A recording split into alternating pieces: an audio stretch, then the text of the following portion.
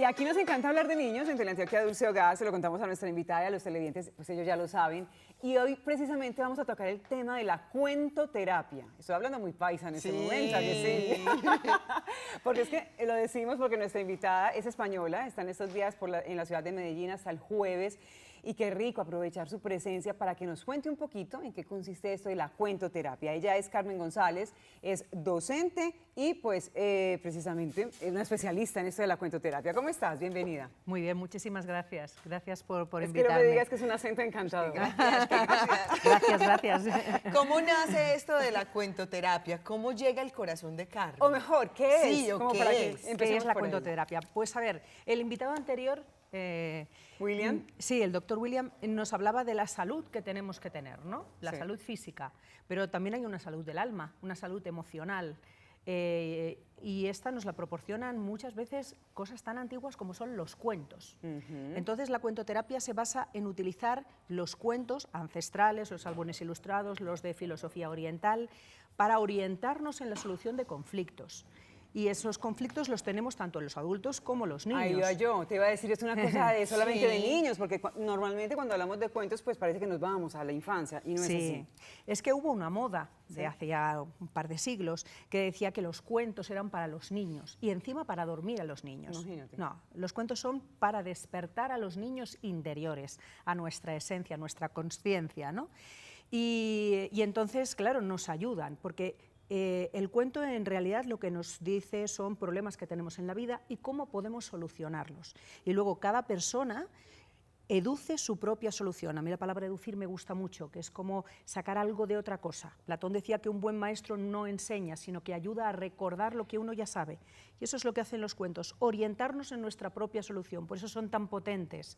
Y por eso hemos de recuperarlos, no solamente como ocio, sino para poder orientarnos en esos problemas, a crear herramientas internas. De hecho, dentro de los cuentos está precisamente las fábulas, que tienen una moraleja y nos dejan esa enseñanza, ese significado. Correcto. De pronto la cuentoterapia también saca Sí. de eso. Claro, los cuentos, las fábulas, los mitos, las leyendas. La fábula lo que tiene es que está representada por animales a los que les imbuimos características humanas. Sí. ¿no? Por ejemplo, si hay un niño ansioso o incluso nosotras, por Sí. el día a día, el trajín, como se llame.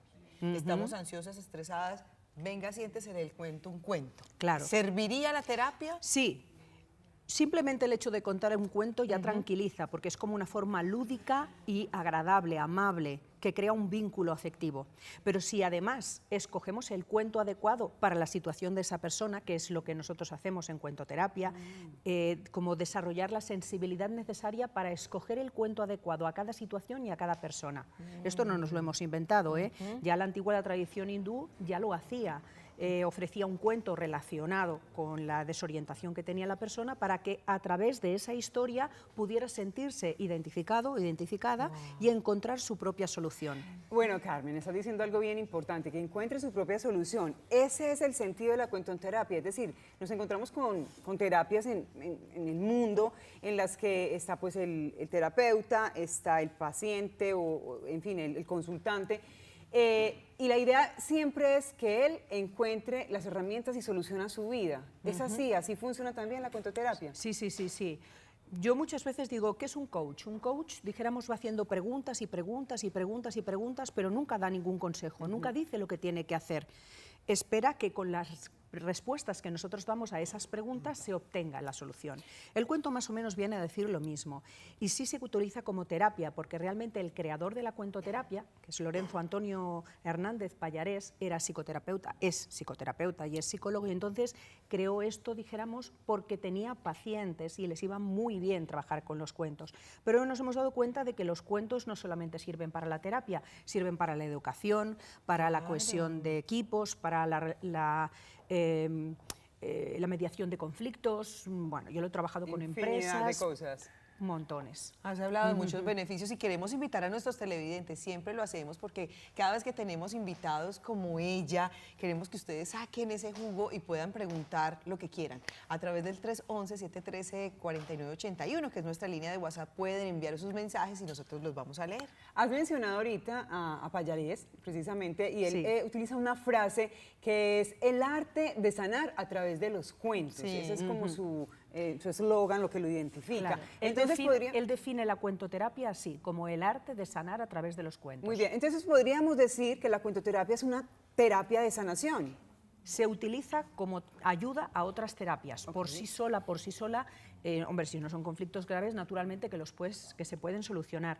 Más que nada lo que la cuentoterapia nos hace, o los cuentos nos hacen, es darnos cuenta sobre determinadas cosas que tenemos. Entonces ese darnos cuenta da el paso, hace los primeros escalones para tu sanación emocional. Es que yo creo que eso es fundamental, Carmen. Cuando nos damos cuenta, cuando hacemos conciencia de las cosas, entonces nos volvemos responsables y así enfocamos la vida distinto. Lo que tú decías ahorita, si viene una persona y nos dice cómo hacer algo, listo, yo puedo hacerlo como tú me lo dices, pero si sale bien, maravilloso. Si sale mal, tú serás la responsable y no yo. Entonces la idea es Claro. responsabilizar Sí. al otro de lo que tiene que hacer. Claro, porque además como cuentoterapeutas lo único que hacemos es contar el cuento o leer el cuento y el cuento ya hace su proceso. Ahí nosotros no podemos intervenir.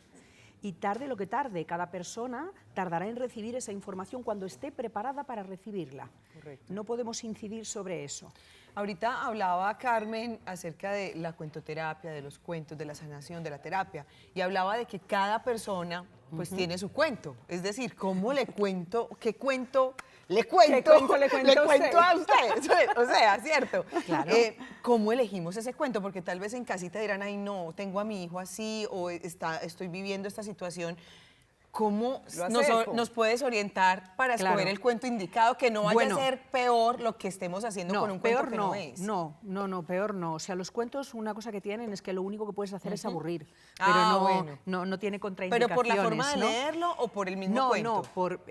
bueno, también naturalmente Sí, la forma claro. de leerlo, pues La tiene historia su que historia. conecte. O tal vez no, Claro. exacto, no conecte a la persona con lo que esté sintiendo. Claro, el tema es de escoger el cuento, ahí está la cuestión. ¿Y ¿no? cómo Para se eso, hace? pues Para nosotros, eso. por ejemplo, conocemos muchísimos Sí. cuentos. Es como leer. Yo les invitaría, por ejemplo, pues a las mamás, a los papás, a los educadores, que leyeran muchos cuentos con los niños, que los leyeran o que los contaran. Porque escoger el cuento adecuado necesitamos que nosotros tengamos pues un gran abanico de cuentos, ¿no? Para favorecerles, pero también necesitamos mucho la escucha, ¿no? ¿Qué es lo que el otro nos está diciendo? Y también confiar mucho en nuestra intuición.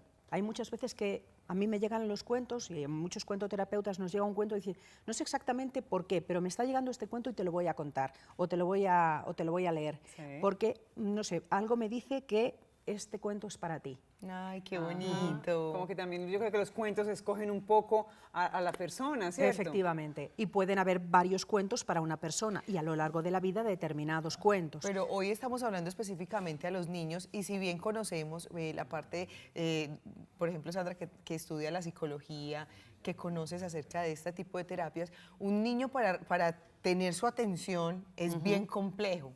Sí. Entonces, de pronto, escoger ese cuento donde el niño empiece, de pronto, no a salirse de su realidad porque le estamos contando una historia. ¿Cómo hacer para que el niño esté atento todo el tiempo engancharlo a la historia?